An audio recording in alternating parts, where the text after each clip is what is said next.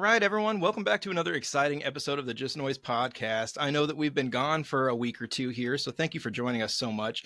Had a little bit of scheduling conflicts, and we've also just had life be a little bit busy. So thank you again for joining us. Logan, my partner in crime, how are we doing tonight? Doing pretty good, man. It's a nice, cool night, so enjoying the night in. It's getting a little spooky out there, nice and cool. You're getting ready for the Halloween season. I love it. Oh yeah. Cool. Well, let's get right into it. We are joined here tonight by one of my favorite longtime vocalists. He's got a mean fucking growl.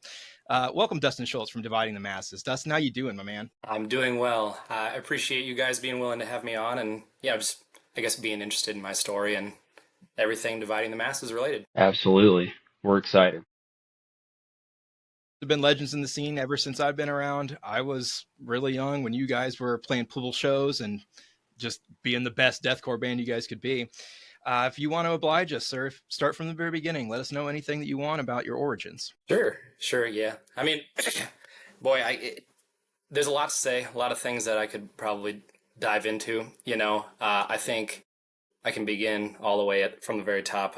My parents were both really into rock, metal, all things like that. My dad was particularly into hair metal.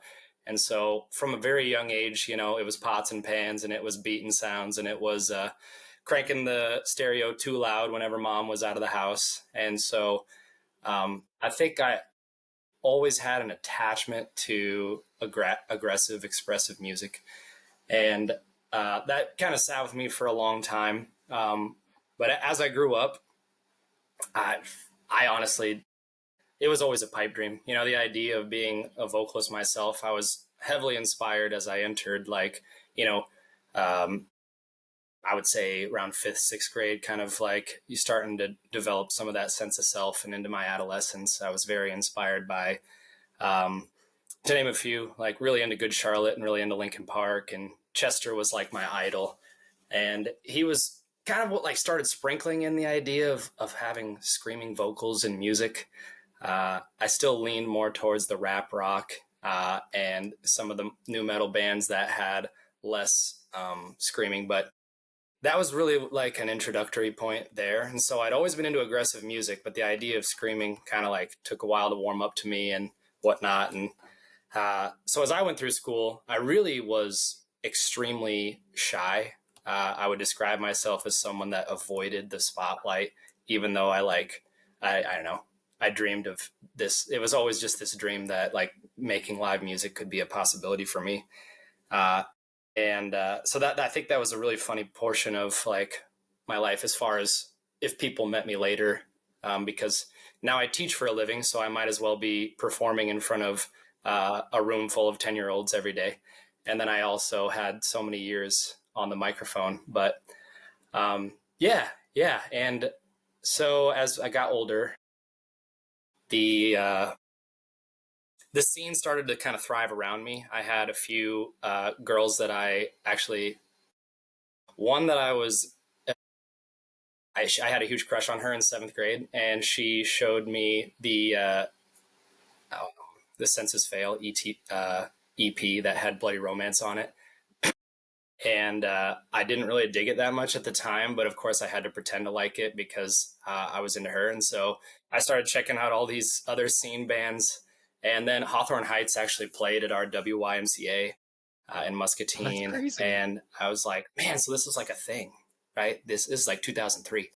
And so that was like the early onset of it. And then in 2004, I dated a girl that was really, really, really into Silverstein and a few other bands within the genre like that.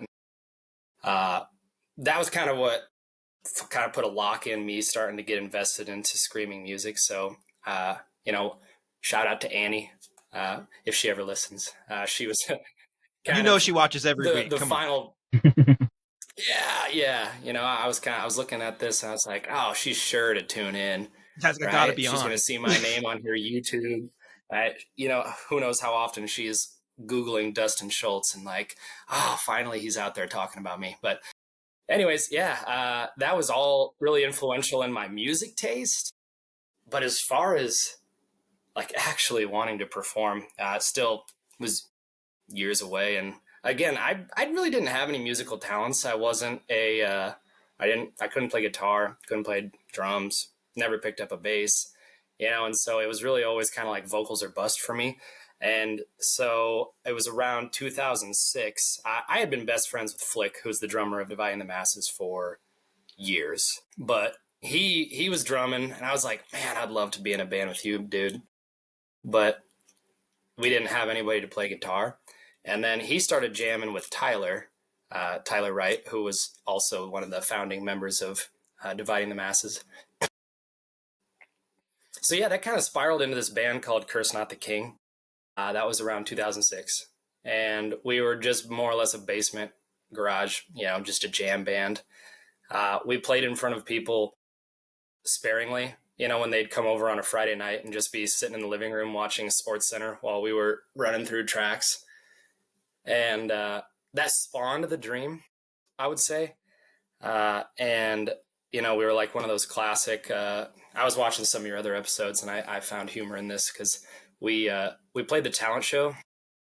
We never played in front of more than like 6 people that were just hanging out. And they decided to do a can drive for it where you could get out of school to go and watch the talent show. So it was like during school.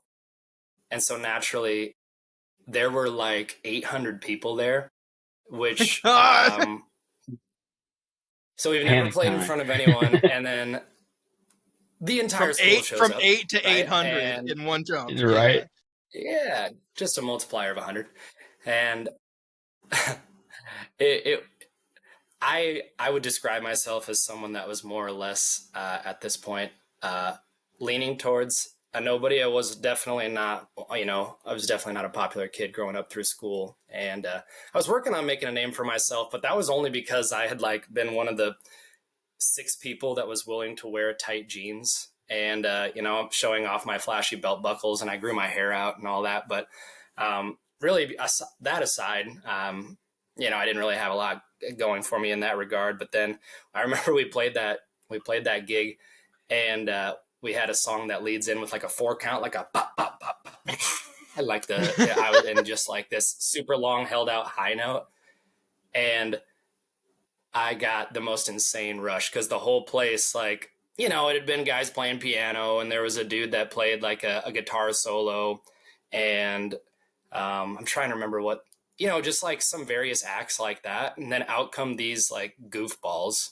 I'm telling you, I was wearing a Hollister hoodie, on the stage, and I held out that scream, and the whole place just went like bananas, just nuts.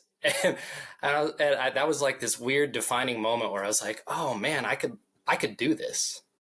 Maybe I could perform in front of people. And that was a really special opportunity. My favorite part of it, actually, though, is our administrator, shout out Bob Wheaton. He tried to get us kicked out of the show mid-set. And I remember seeing him coming down the side of the auditorium raging, and he's coming towards the woman that booked the whole thing, because every act had to get screened by our language arts teacher, and she allowed us to play because I showed her my lyrics, and she was like, come on, Bob, they're a bunch of good Christians, right? Doing some Christian metalcore. And he was having none of it, but that was really hilarious. I know it felt like a super punk rock moment as a non-punk rock person, as I was, having the principal come and try to get us kicked off the show. That was pretty awesome. Mid-set, yeah. We're not gonna take it. No, that's fucking hilarious. And awesome. No. And long story short, he ended up being my, when I decided to become a teacher, he ended up being my placement coordinator.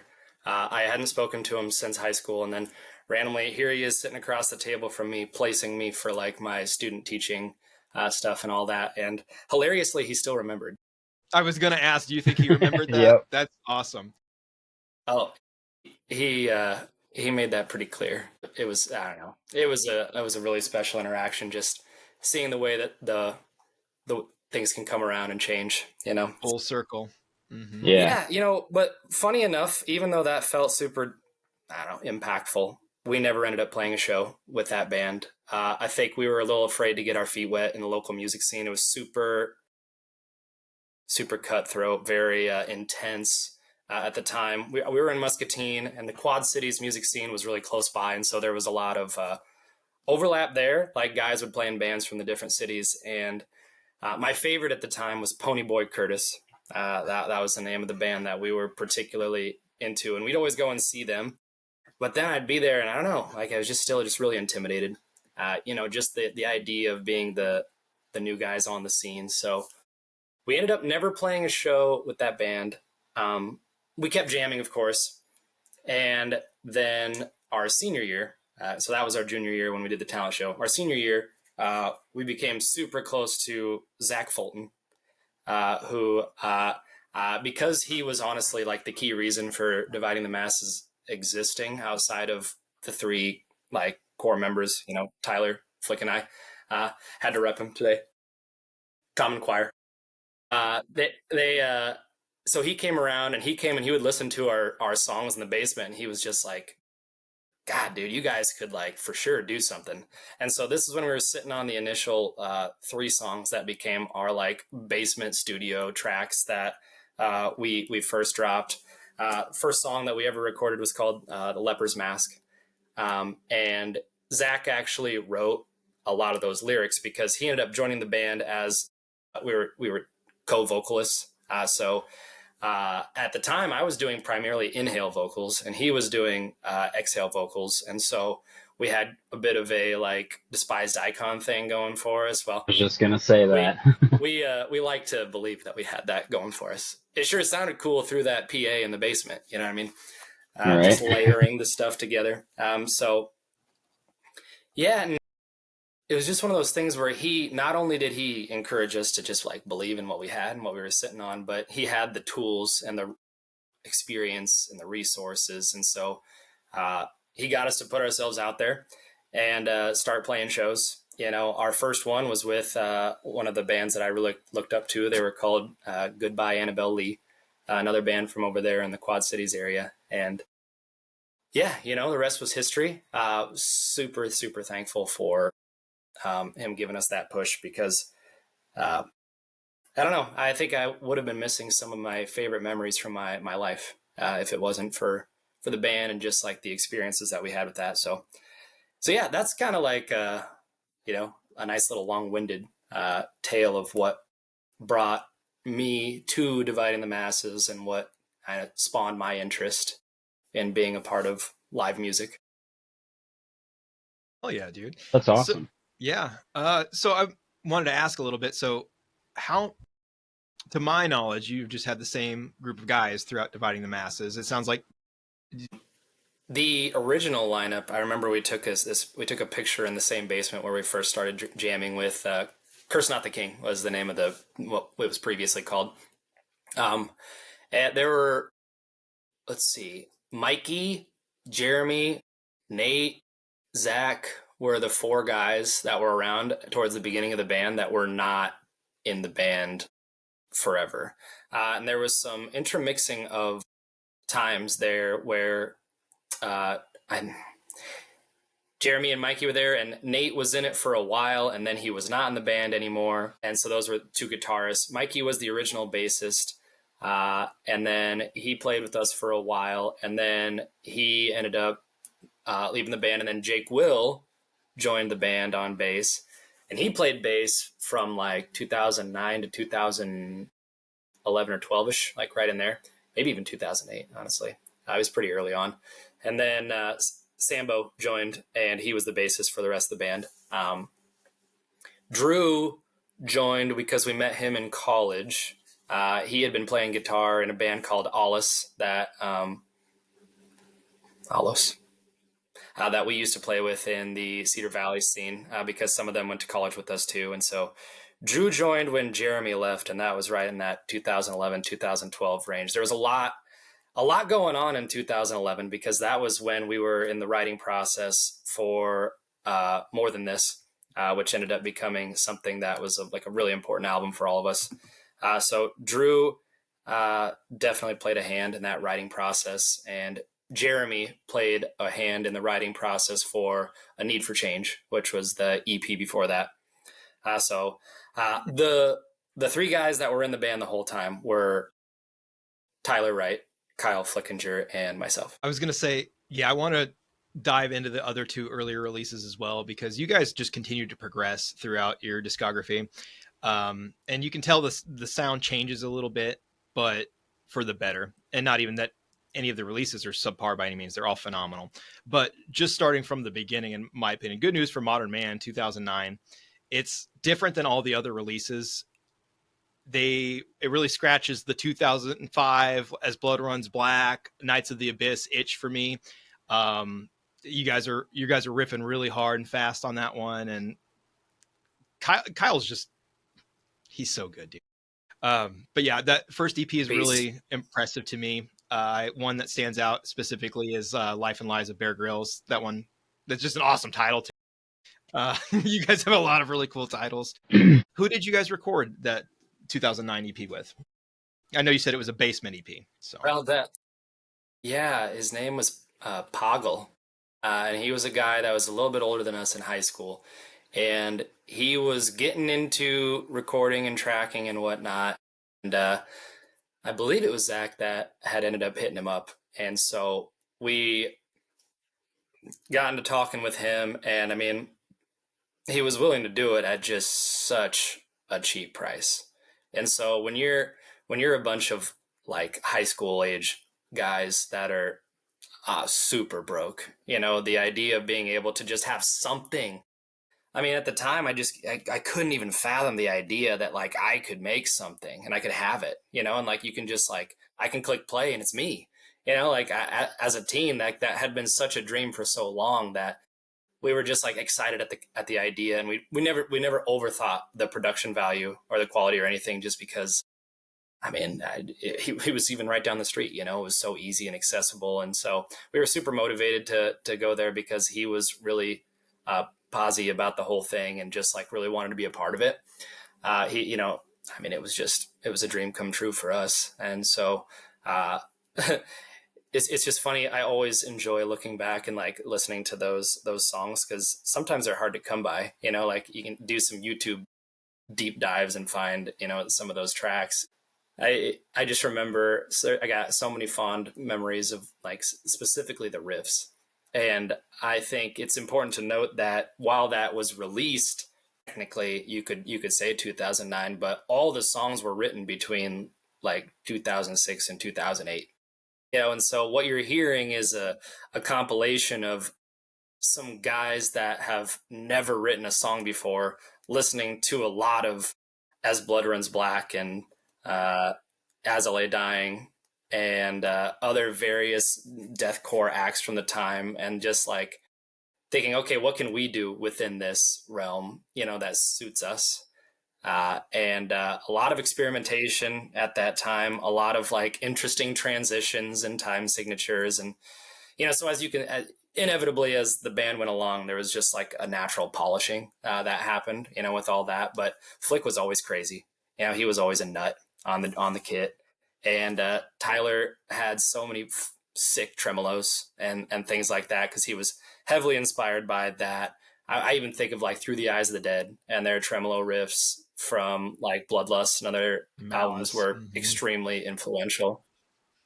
But yeah, dude. Malice, dude. that is, yeah, in my opinion, it's top 5 deathcore gems. Like, it's really hard for me to come away from that one specifically still to this day. I did want to mention too, since we're talking about Good News for Modern Man, I'll let Logan talk. I'm sorry, I'm gushing all over. But you're okay. I was just agreeing with you. Go for it. Yeah, I was gonna say that the last track is one that really catches you off guard. Tamare Kimura, where you're singing and everything. Yeah, dude, that track it's an adventure. I love it all. I love to see origins. There's no more singing that pops up in Dividing the Masses after that, is there? Nope, that was the one single time that we sang, and I mean, I love that you brought it up. I'm just a boring old man nowadays. I just hang out with my kid and go to school and whatnot, and so it's really fun to reminisce on all this, because you just feel like everything has a story, and there's so much fun stories for us to share and things that we've gotten to reminisce on over the years. But anyway, so Tamara Kimura, we took our very first trip as a band in the summer of 2008.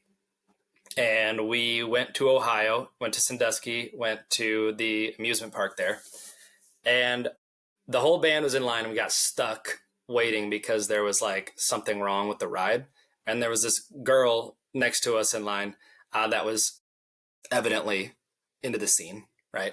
And she started inquiring about us, and she was like, "Are you guys in a band?" You know, and just like all that stuff. And so we came up with this just like intricate tale of, you know, what we were, and we're of course we're on tour, right? And of course we're all these things, and she was like, "Wow, I would love for you guys to give me a shout out on, you know, on your next album." And I was like, "You know what? Actually, I think your name's really cool, so I'm going to name the last song on our EP after you, Tamara Kimura." That's And I so said it's cool. the only song that I've ever sang on. And she was very inspired.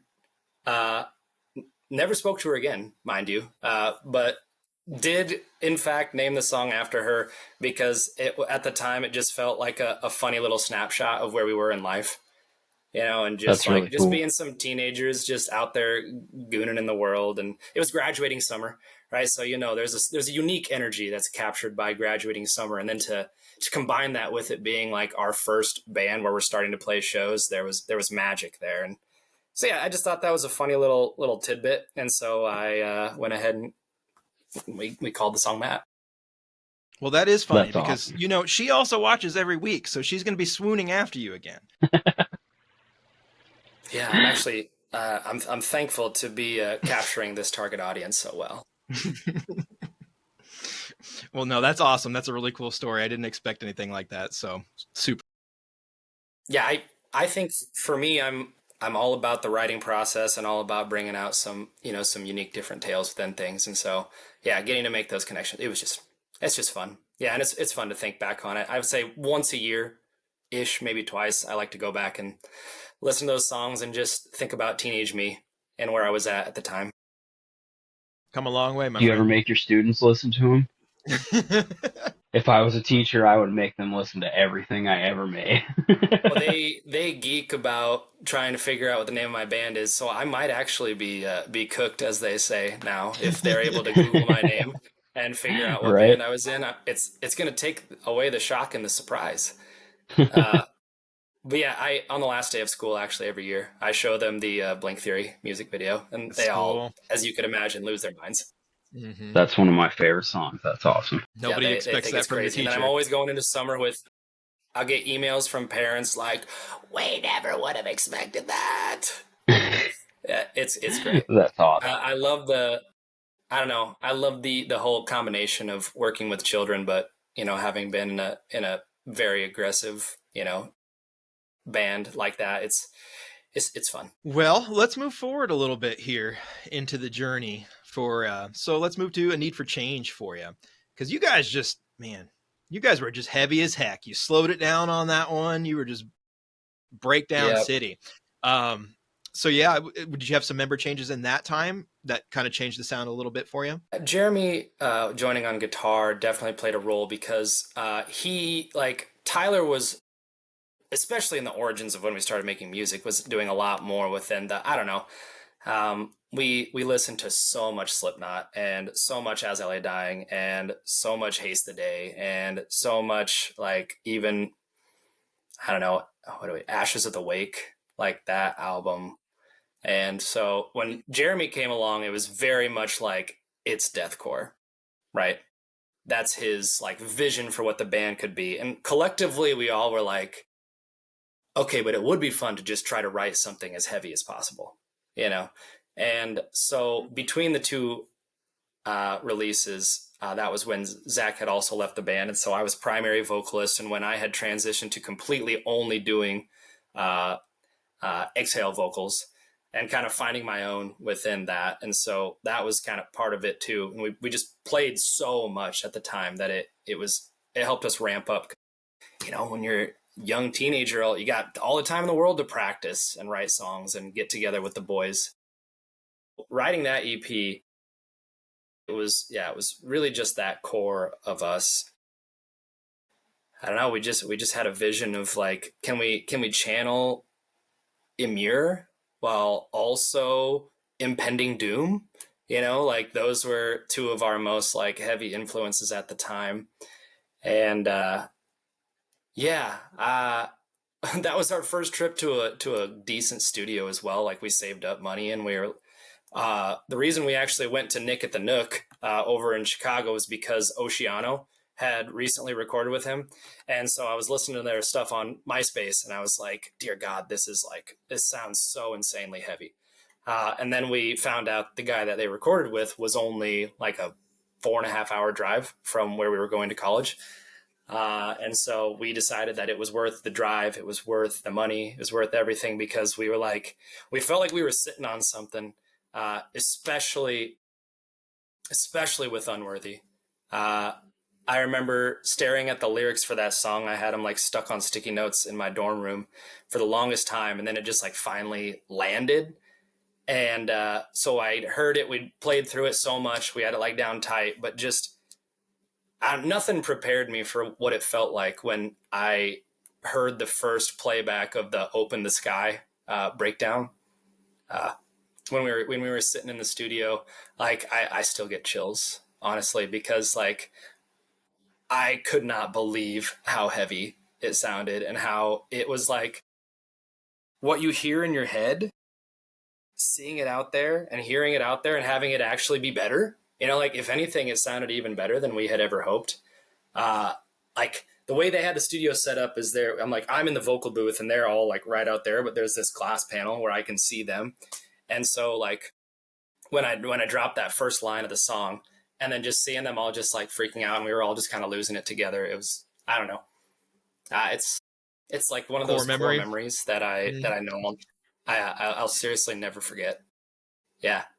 Cause even before then, you know, like we loved, you know, we loved Good News for Modern Man and all that, but it still was very, very raw, very, you know, there was just a lot of things there where we're like, oh, we could just like, if we could do this or this better, you know, or any of those things. And then it was like, that was a captivating moment where we thought, oh, this could actually be something, you know, like, and I think collectively, I remember we drove home and I'm pretty sure for the 4.5 hour drive, we just like looped it, you know, and we were like, because he wanted us to nitpick certain things in the mix that we would want to like change or whatever. And so, man, like, yeah, I, yep, couldn't believe it. And so that was really special, you know, like just getting to, and just all of us being in the 15 passenger van, like just cruise, you know, I don't know, just being in a vehicle together and just listening to that together was really, really something special. That would be You really cool. guys were one of my first introductions to what deathcore was. I mean, it wasn't new to me in a sense that I'd heard it. I knew what deathcore was, but I was 16 when that EP came out for you guys. The reason I bring it up is a longtime friend of mine. Her name's Karina. She was always the girl that was into deathcore at school. Stuff that was too heavy for me at the time. Didn't realize it, but she showed me like Signal the Firing Squad, all sorts of stuff. Ooh. And yeah, she showed me Unworthy. She showed me the pool video, and it was just like Yeah. my 16-year-old mind just was like, what the fuck is going on? I don't understand how this can be so heavy. And yeah, dude, it was just, you guys changed it for me. So you guys had that MySpace sound, you know. Yeah, sorry, I'm just getting caught up in 16-year-old Nah. Brandon memories over here. Hey, totally get it. That's for sure.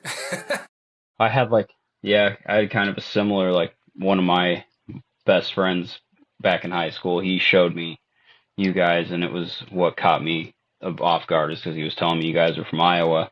And I was like, wow, I didn't know that anything like that, bands like that existed around here. So that was really cool. And then the other thing that was like surprising was like I was always that guy that was showing him bands. And so it was cool that he was actually bringing me something and then something different. So yeah, that's cool. It was neat that you brought that song up because that was the one that he showed me too. So that was cool. I love both of those connections. You know, I mean, uh, I also enjoy that you bring up the pool video because uh, I don't know if it came across this way because again we were still fairly like young and naive, and like the popularity of the song took us by complete surprise. I mean, even though we believed in it and we thought it was an amazing song, like it blew up so much, and so we were like, we need to do a music video for this. And so I can't tell if it was like evident in this way, but we almost like intentionally wanted to be counter cliche deathcore culture with our attire and the way that we were. So like, you know, we're in this pool party with a bunch of like straight up little kids sitting along the side, and it was too packed for people to even really mosh.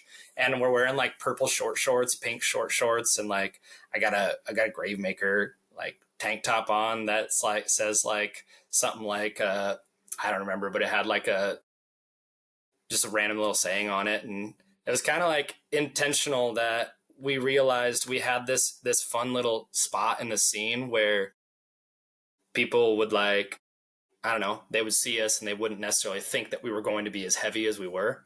And so we kind of like, we like to play that up, you know, and we had a lot of fun with that over the You years. guys are But that total music video goofballs. was You kind of wouldn't like expect it. the beginning of it. Oh, Yeah. And that's what we were going for. And that's why it was like Iowa Posse Core. You know, mm-hmm. that was when we made Stay those tank posy. tops that Yep. eventually, yeah. And it's just like, I don't know, we enjoyed having the just like a different persona, but then like you hit the stage and it's like, let's get heavy, you know. But yeah, that all of that kind of stemmed from when we had that release come out, and when it blew it it really kind of took off. I mean, locally is what I predominantly mean, but that was around the same time, not long after we released that, we got to play we got to play with Suicide Silence at the Blue Moose. And I think that really helped put us on the map too, because there were tons and tons of new people there that had never seen us play. And that definitely got our sound out to the right audience, because I mean, that show had My Children, My Bride on it. That show had Tony Danza, Tap Dance Extravaganza on it. Would be That no. show had Molotov Solution on it. I'll never forget. I mean, Molotov Solution. He actually approached me after their vocalist after our set, and then he wore our shirt on stage, and I was like, "Man, this is like So that's so tight. sick for us," you know. And those guys were so cool. Yeah, and so that was basically around the same time frame. So it's all a blur, but man, it was a really fun blur. Like I think, Side note, did you guys hear Danza's back? Mm-hmm. yeah, yeah, I'm pretty excited Sorry. about that too. Same. Sorry. Yeah, I My mean, the brain went, MySpace oh, revival has been insane, and yeah. I'm I'm always like, I'm the guy that's like poke poke nudge nudge to Flick and Tyler, like, what if we just wrote one more song? Come on. What Come if we just did on. one more song? Look at all these other bands getting back together. Come on, boys. Let's make it Yeah, happen. yeah, Yeah. No, That would I yeah, be did but want sick. to, yeah, since but it has been super fun. I did want to shout out, you did mention the revival. So just real quick, homie of ours let us know in advance, a day early before a show gets announced, but by the time this comes out, that won't matter. But Reverent is going to be at Lefties, and our homies Abius Corpus are going to be opening, and they are, in my opinion, one of the best Iowa deathcore bands that have come out in a long time. So they're worth checking out. Let's get back to rocking and rolling. Heck yeah, man! It's a So great I did drop. want to say that you guys have awesome quotes sprinkled throughout everything that you have. I really enjoyed Nothing New for Trash Like You.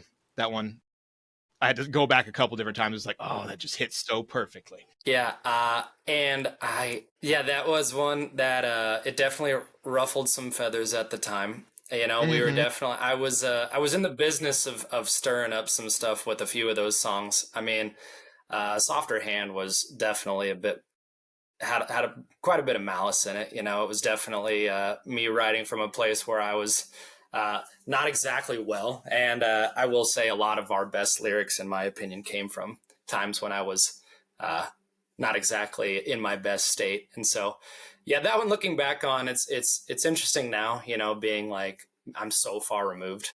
I wrote that song when I was 19, and so now being, you know, being 35, it's like, some of that maybe it was a bit harsh, you know. Uh, some parts definitely still hit. I remember, I guess I don't know if you ever saw us play that song live. It only lasted a few certain years, but we used to. There was an era where we would we would close with that song, and we would and it would go into co-extruded cellular core too, actually, the breakdown. But we'd halftime the last breakdown, and it was silly. We like silly. If you can picture it, just because Yeah. the chug note patterns. Let's see. Shout out what Beneath the Massacre. They were definitely an influence on that song. But yeah, Those guys are sick. yeah, that one definitely takes me back to certainly a more immature version of myself, but I had my reasons. Hey, if it was a cathartic experience, you got out what you needed to at the time. It did its purpose, you know. So you ruffled some Yeah, feathers, whatever. and If the that's shoe what lyrics fits. became. Yeah, I did want to touch on in one the other end, that's what thing. lyrics were all about. Oh no, you keep going. Sorry. This it's just that's what lyrics were all about. I loved writing before I ever became a vocalist. You know, back when I was dreaming of being a vocalist, I always was like, I'm a guy who's pulling out the pamphlet from CDs. I'm reading all the lyrics. I wanted to be someone that the crowd, not necessarily in the pit, but actually on top of the pit, going up to get the microphone, because I loved, like, the connection piece of lyrics is what drew me to music in the first place. And so uh, I always really took that personally, to try to like craft good lyrics. I guess it was something that I like really, really deeply cared about, and spent, like, I would just months and months of time just trying to like fine tune it. So yeah, that was just the sidebar, because I was thinking about that with all those songs, that they all definitely mean something to me, in varying capacities. It's really cool to hear that, your insight from each individual track too, like the inspiration that's behind even just the names. Yeah, sorry, I just want to touch on one more thing on this EP and then we can move on. But as it was really cool to hear you talk about how you guys recorded with the guy who did Oceano. I know that you've been going to the Nook at least for the last two releases. I didn't know you'd started there yet, but you Yep. guys straight up have the Oceano blast, and it's not like, I don't mean like a ripoff, but it's where the blast is straight going in later Tomato. You guys just have the blast going with Flick, and the guitars are going dun dun dun, and it just keeps going, Yeah. and it's just like, oh my god, it just catches that era, that feel. Yeah, solid. Well, I'm thankful you feel that way, because for sure we're going for that. Like, always got to give props to the bands that paved that way for us, because they were heavily influential on what we aspired to be, and we just wanted to do it our way.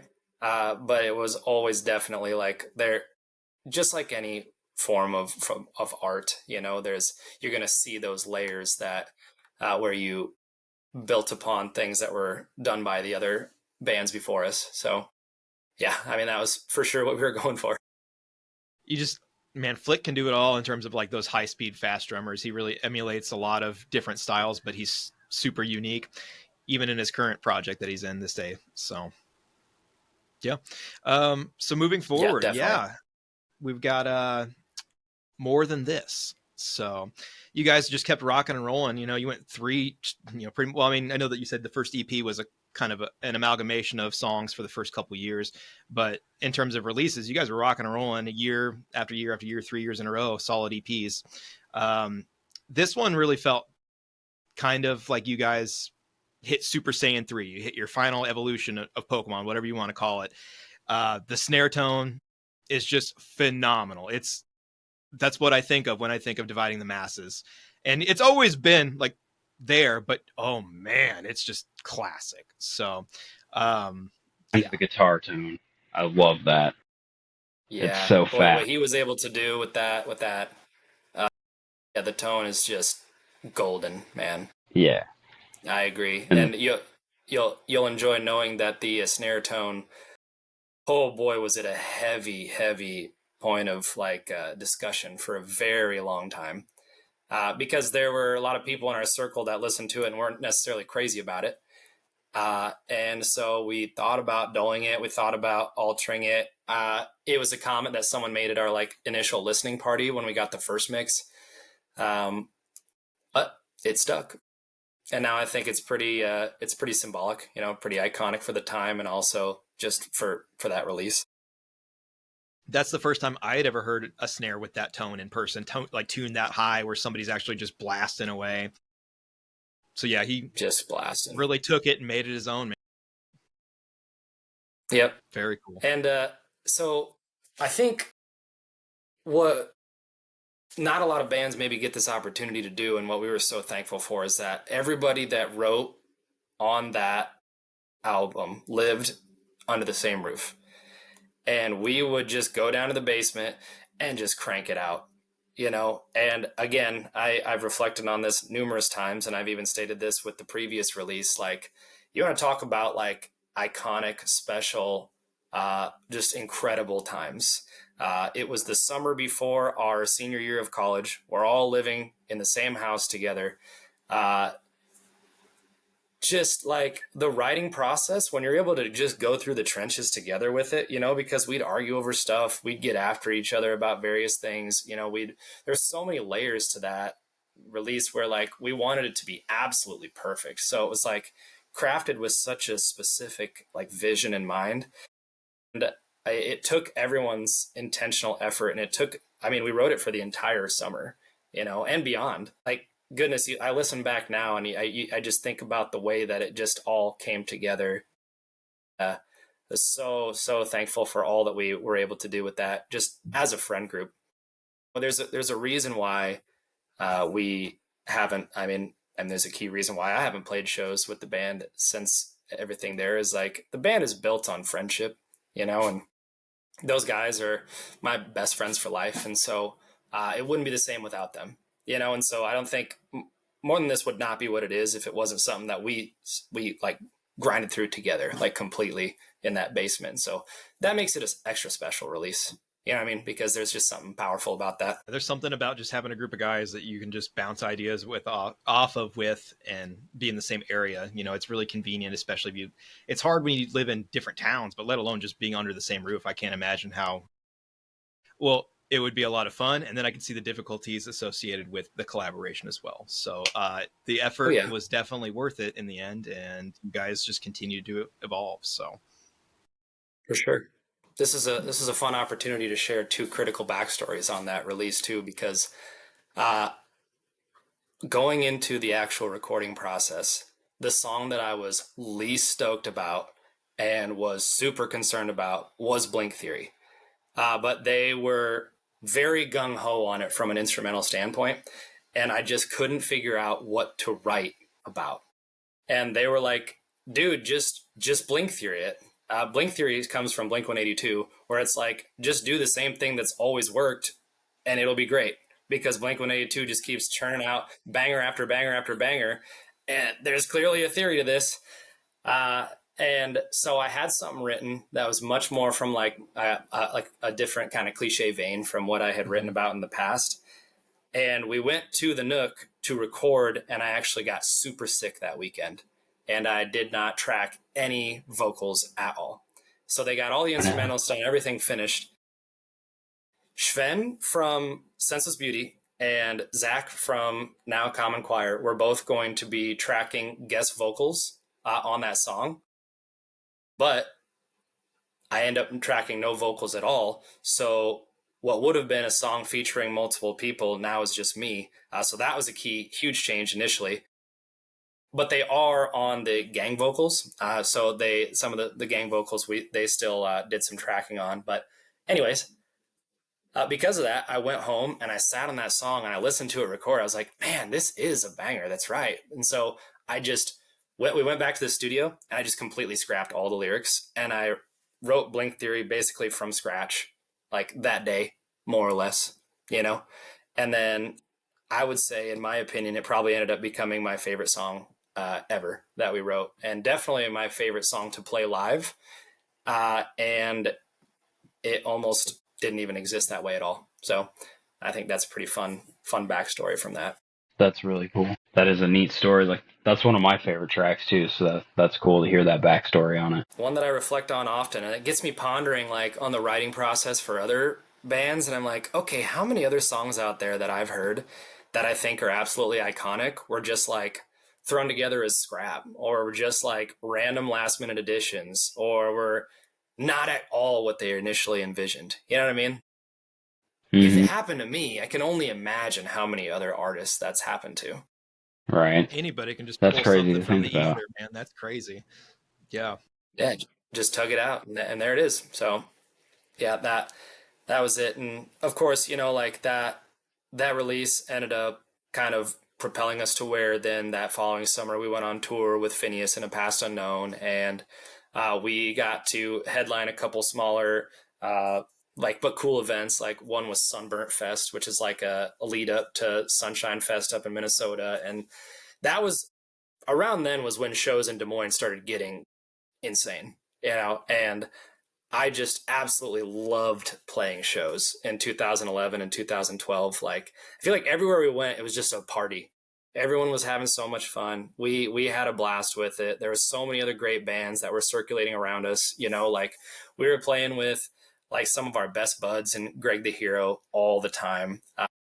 We're great guys, people we became friends with in college. Playing with A Past Unknown all the time. Just a Flesh Unseen. We used to play with them all the time, and they were really cool dudes too. Just, I feel like everywhere we went, there were just all these awesome bands. We'd go to the Quad Cities. We like to play with Kings. We'd come to Des Moines. I ended up becoming buddies with so many of these people. Never really thought I'd live in Des Moines, but yeah, here I am now. And, just seeing, even seeing the kids that were younger that used to come and see us play all the time kind of grow up and take on their own stuff. Like I think of Justin, for example. The first time I saw him moshing for us, I'm pretty sure he was like 15 or 16 years old, and now look at the guy. So that was a particularly special era. I loved playing the Rock Shop,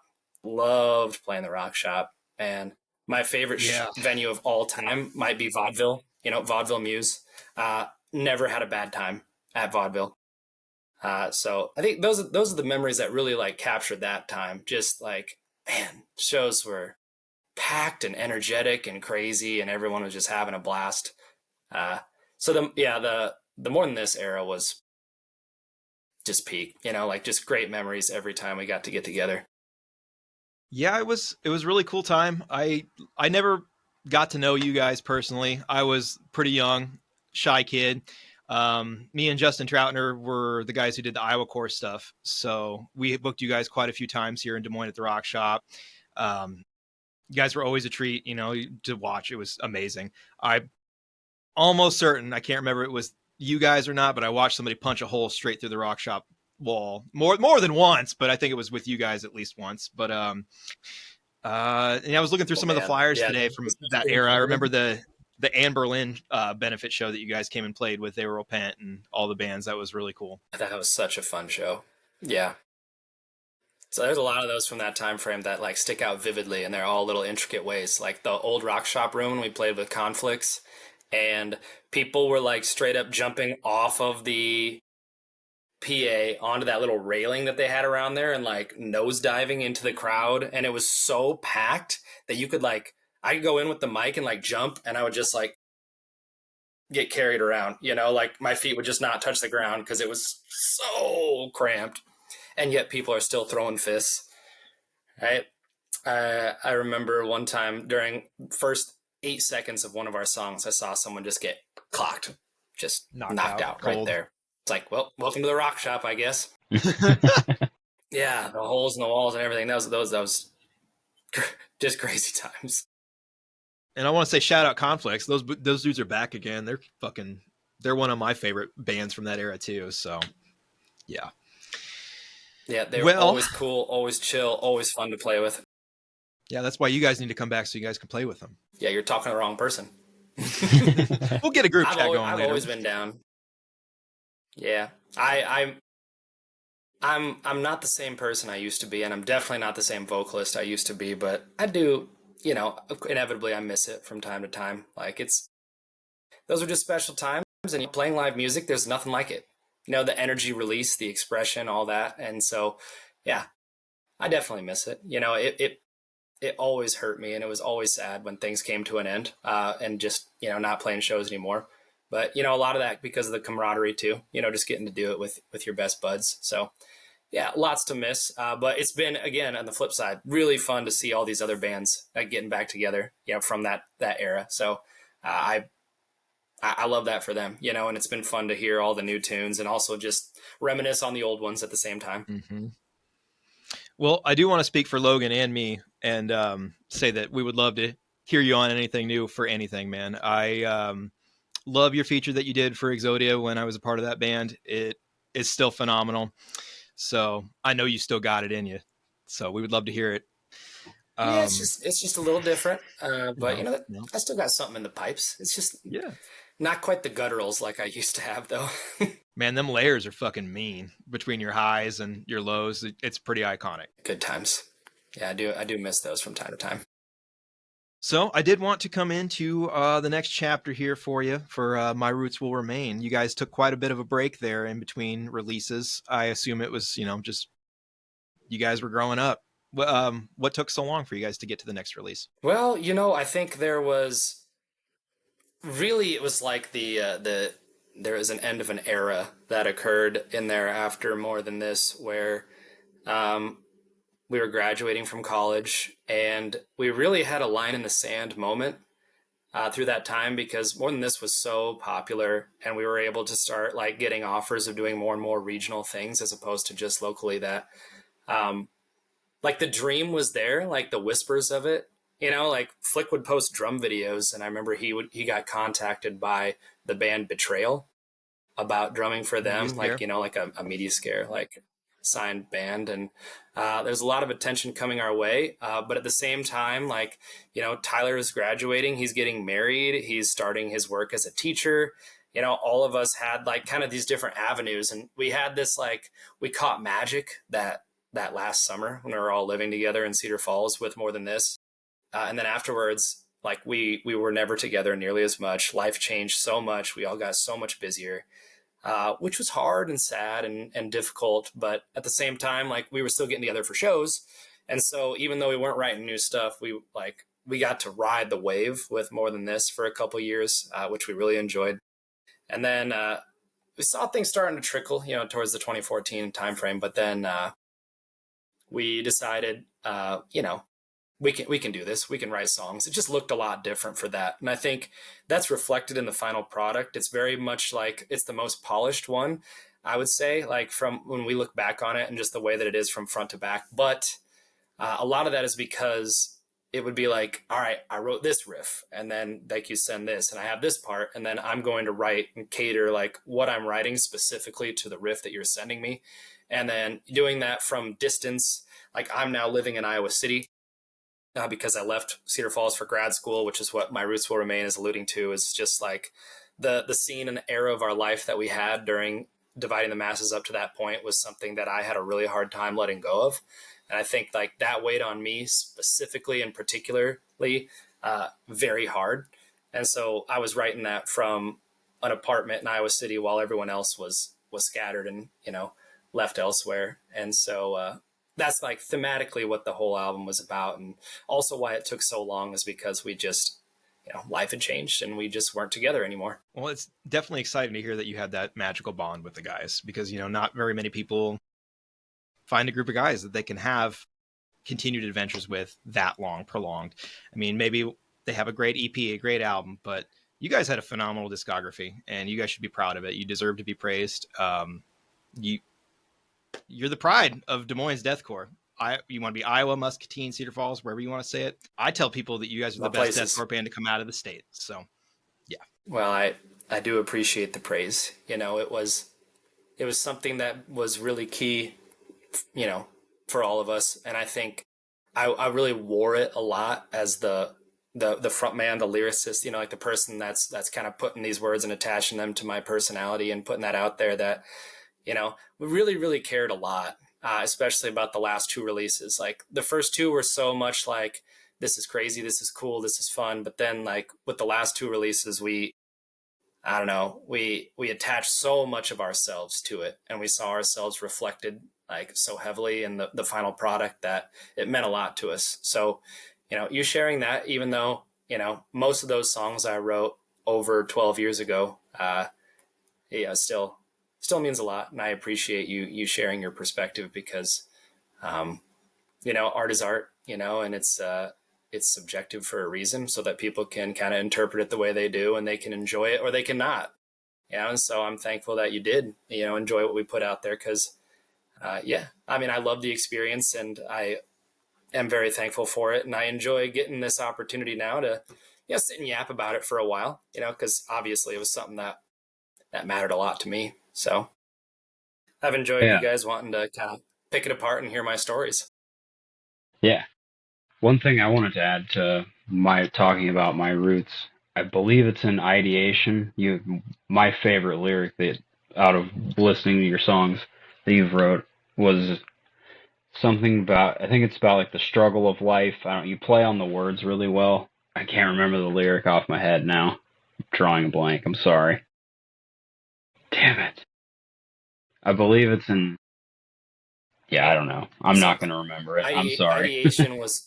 Ideation. I wrote sitting on the side of the road driving home from work one day because my there was a girl that I was working with at a previous job that really struggled with suicidal ideation, and over the weekend there had just been some issues, and long story short, she was unsuccessful, but there was a suicide attempt, and so I was just feeling really really heavy in that moment, just thinking about all that she had been through, and I just like got struck by the line, uh, abuse made its way down the family tree, uh, and you were the youngest of three, because I was her, and so that's kind of like what compelled the whole song. Was like, I don't know, I just had that lyric pop into my head, and so that's what that one was about.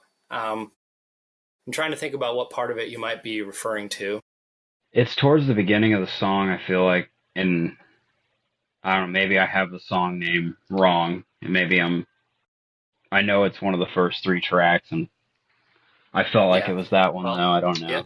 ideation it was track two. So I mean, it definitely is the Yeah, it's something about like the struggle of living is the. I'm He's gonna sorry, I'm remember drawing as a soon as we blank. stop casting. He's As gonna soon be as we like, get, "Dang." I know. yeah yeah yeah. Of course you will. Ah, yeah. I don't even have the CD anymore, so I can't check there I either. have it right in front of me, and I tried to look real quick, but I didn't want to spend too much time looking down like this. So, um, so yeah, man, I wanted to just Totally say get one more that. thing. I want to say one more thing, and then we can explore any final thoughts from here. But if Logan has any other questions, but I just wanted to say I thought it was super cool. The Youth of the Nation cover that you guys did. That was it was just Yeah. over 10 years ago at the Rock Shop. I was watching the video today, and yeah, you just open up with, you're just like, this isn't going to be heavy, but the lyrics are, so sing along with me. And it was just like, oh, I fucking remember that. That was so cool. So yeah, very cool cover. Yeah, that was a Halloween show, so I know we intentionally wanted to throw a couple covers in just because then, like, we're dressing up the songs ourselves, because we also did Wake the Dead. I don't know if I Oh, remember the that one. comeback kid. That no, yeah, we did Wake the Dead by Comeback Kid, and that was really fun as well. It was just an era, man. The Rock Shop, when you guys played that show, was probably where it was the coolest. They had the little tiny stage, but they had all the really cool like punk paint and the glow in the dark stuff. It But was yeah, it was a vibe. So I okay, mean, dude, well, I it was guess a great venue, for that time frame. vaudeville was the place for me. I know you mentioned that earlier too, but that's always going to have my heart. I wish it would come back, but you never know, I guess. Yep, vaudeville was one of one, man. Tons of memories there. That back alleyway, man. right. Yep. Say less. And So I can just vividly picture my buddy jumping from the rafters when Devil Wears Prada came in with "I know a ghost" and just off the that was the railing, because was that that when they place had gets so 2 days packed that you sold could out? stage dive from up there. Yeah, the 2-day one. Mhm. Damn, dude. That's so crazy to think about. I think I was only ever at one show that sold out at vaudeville, and it was Falling in Reverse, and it was just insane. Like the everybody was like shoulder to shoulder on the stairs. If the fire marshal would have showed up, that show would have been done. So yeah. Toast. That was part of the draw, though. That's part of the fun. It was such a narrow, cramped venue that you just had to be on top of everyone. That's what made it perfect. And the bathroom that, the men's bathroom with no stall. Band members would Infamous. constantly be coming out, and they're just like, don't come in here. I'm taking care of business. Yeah, iconic The bathroom, even just the bathroom is iconic. Yep. Well, my friend, it's been a lot of fun talking to you this evening. Thank you for making the time for us. You got any questions for us before we adjourn for the evening? No, I would say, from my perspective as someone that's, been experiencing music and all the great, wonderful parts about it for so long. I just think it's nice that you guys like to let, people come on and tell their story. It's nice that, that you've decided to take up a space for people to discuss and reminisce, because if there's anything I like to do, I like to yap and I like to reminisce. I like to be nostalgic. I like to tell stories. And so I think this is a cool space you guys have created for that. And, I appreciate you bringing me on and letting me share just the random tidbits that popped into my brain while we were talking. Well, we Yeah, thank thoroughly you. enjoyed the lore and the backstory. Yeah, man. If you ever run into either of us out in public, we won't bite. It'd be nice to talk to you. You've been a very cool, very, very nice guy. So, all right. No, that Well, would be excellent. And I'd be more than happy to get, I think I have maybe 20 My Roots Will Remain CDs left. So I do have a few left around. I know that it had been mentioned that, Logan, you might be looking for one. So if I can find them in Yeah. storage, I know I have them. It's just a matter of where. There'll be one with your name on it. All right, for sure. Yeah. I will send you a friend request or something on Facebook so I can stay in contact. Yeah, definitely. No doubt. That sounds good. well, Dustin, I want to give you one more chance. You got any other shout outs? Any what's the name of Flick's new band? Horrible. I remembering. Are you talking about Then It Ends? Yeah. So shout out then it ends. They're out there doing their thing. Really excited to see that the two of the guys are still doing it. Any other bands that that you're enjoying personally, locally, or even just like regionally? Anything you want to shout out before we call it the night? Oh, goodness. Yeah, I mean, honestly, with the revival, I've been really excited that My Ticket Home has been putting out new music. So there's Mhm. just like a random one that pops into my head right now. I've been listening to just a random assortment of genres. I love getting into new stuff, but I also love the bands that keep chugging. Like Silverstein's basically been my favorite band for 20 years now, and they just won't stop putting out good tunes. So not necessarily on the super heavy side, but I love what those guys do.